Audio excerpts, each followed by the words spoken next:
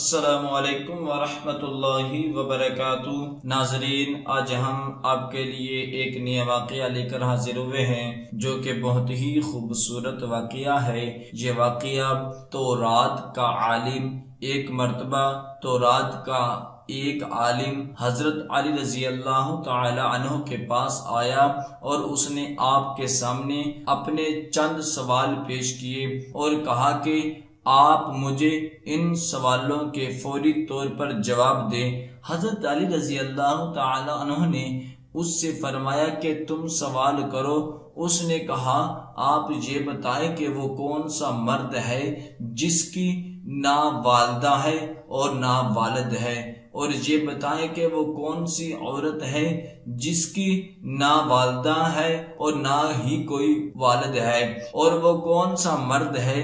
جس کی والدہ تو ہے مگر والد نہیں ہے، اور وہ پتھر کون سا ہے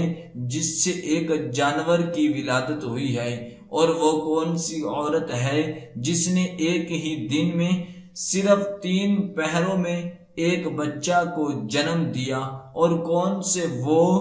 2 دوست ہیں جو کبھی بھی آپس میں دشمن نہیں بنیں گے، اور وہ کون سے 2 دشمن ہیں جو کبھی دوست نہیں بنیں گے۔ اس عالم کے سوالات ختم ہوتے ہی حضرت علی رضی اللہ تعالی عنہ نے اس سے فرمایا کہ تمہارے سوالوں کا جوابات یہ ہے کہ وہ مرد جس کی نہ والدہ ہے اور نہ والد وہ حضرت آدم علیہ السلام ہے، اور وہ عورت جس کی نہ والدہ ہے اور نہ ہی والدہ وہ حضرت بی بی حوا علیہ السلام ہے۔ جس پتھر کے بارے میں تم نے پوچھا ہے وہ پتھر ہے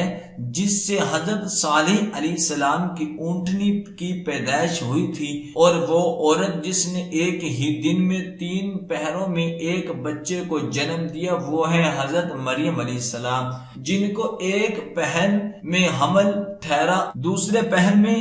زنجگی کی درد ہونا شروع ہوئی، اور تیسرے پہر میں حضرت عیسیٰ علیہ السلام کی ولادت پاک ہو گئی، اور وہ دوست جو کبھی بھی آپس میں دشمن نہ بنیں گے وہ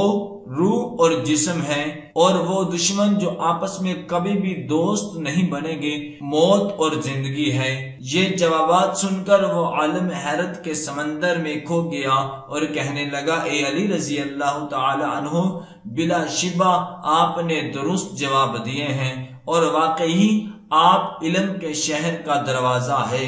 دعا ہے کہ اللہ تبارک و تعالی ہم سب کو ان کلمات پر عمل کرنے کی توفیق عطا فرمائے۔ صدق اللہ العظیم۔